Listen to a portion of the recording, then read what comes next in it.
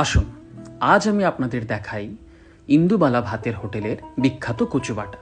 আর এটি বানানোর জন্য আমার বাবা আমাকে জলপাইগুড়ির সবচেয়ে বড় মানকচু এনে দিয়েছিল।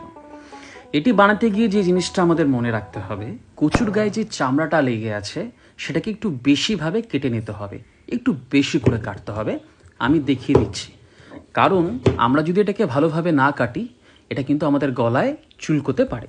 তাই ভালো করে কেটে নেবার পরে এটাকে আমরা জল দিয়ে ধুয়ে নেব, আর এই যন্ত্রটার সাহায্যে এটাকে ভালোভাবে ছেঁচে নেব।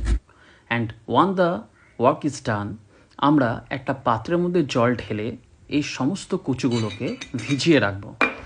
মিনিমাম 40 মিনিট তো আপনাকে ভিজিয়ে রাখতে হবে, ম্যাক্সিমাম 1 ঘন্টা আপনাকে রাখা যেতে পারে। এর মধ্যে 2 চামচ লবণ দিতে কোনোভাবে ভোলা যাবে না। আসলে এটি একটু আলাদা ধরনের ডিশ, কারণ ইন জেনারেল বাটাতে আমরা কাঁচা ব্যবহার করি না, কচুটাকে আমরা ভাপিয়ে নিই, কিন্তু এখানে কিন্তু আমরা কাঁচা ব্যবহার করব। আর আপনাকে কিন্তু এই প্রসেসটার উপরে বিশ্বাস রাখতে হবে। আর তারপরেই 2 চামচ সর্ষে মানে কালো সর্ষে, 1 চামচ সাদা সর্ষে আপনাকে ঠান্ডা জলে কোনো লবণ ছাড়াই ভিজিয়ে রাখতে হবে। 10 মিনিট ভিজে রাখানোর পরে সে সমস্তটাকেই 3-4টা লঙ্কা দিয়ে ভালো করে মিহি মিহি করে আপনাকে বেটে নিতে হবে।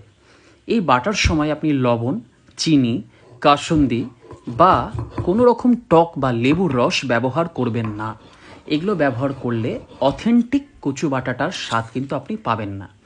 আর যখনই এই বাটাবাটি হয়ে যাবে, যে কচুটাকে আপনি ভিজিয়ে রেখেছিলেন অন্তত 40 মিনিট, সেগুলো থেকে কিন্তু জলগুলোকে ছড়িয়ে নিতে হবে। হাত দিয়ে তো নিশ্চয়ই আপনাকে চিপে চিপে জলগুলোকে বের করতে হবেই। আর পরবর্তীতে আপনাকে একটা কিচেন টাওয়ালের সাহায্যে ভালোভাবে জল ঝরিয়ে নিতে হবে।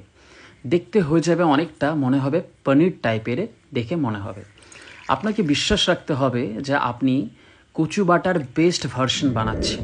আপনারা বিশ্বাস করতে পারবেন না এটা কি টেস্টি হতে পারে। তাই এটার জন্য আপনাকে আবার শিলনোড়াতে সমস্ত কচুকে ভালোভাবে বেটে নিতে হবে। যদি আপনি মিক্সচার গ্রাইন্ডার ইউজ করেন, এই রান্নাটা আপনার জন্য না, এটা আপনাকে শিলনোড়ায় বাটতেই হবে। অল্প নারকেল কোড়াও আমরা দেব, বেশি দেব না, কেন কি এটা হজমে প্রবলেম হয়। ভালোভাবে এটাকে বেটে নেবার পরে আপনাকে একটা পাত্রে টোটাল কচু বাটা দিতে হবে।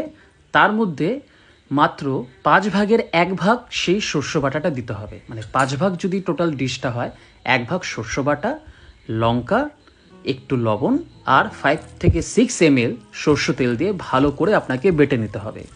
আর আপনি বিশ্বাস করতে পারবেন না, এটার অ্যারোমাটাই আলাদা হয়ে যাবে, খুব সুন্দর সুগন্ধ বেরোবে। আর এইভাবে তৈরি হয়ে গেল ইন্দু দেবীর বিখ্যাত কচু বাটা। সাদা ভাত দিয়ে পরিবেশন করে আপনি নিশ্চয়ই বলবেন দিস ইজ দ্য বেস্ট। একবার ট্রাই করে দেখুন। Thank you.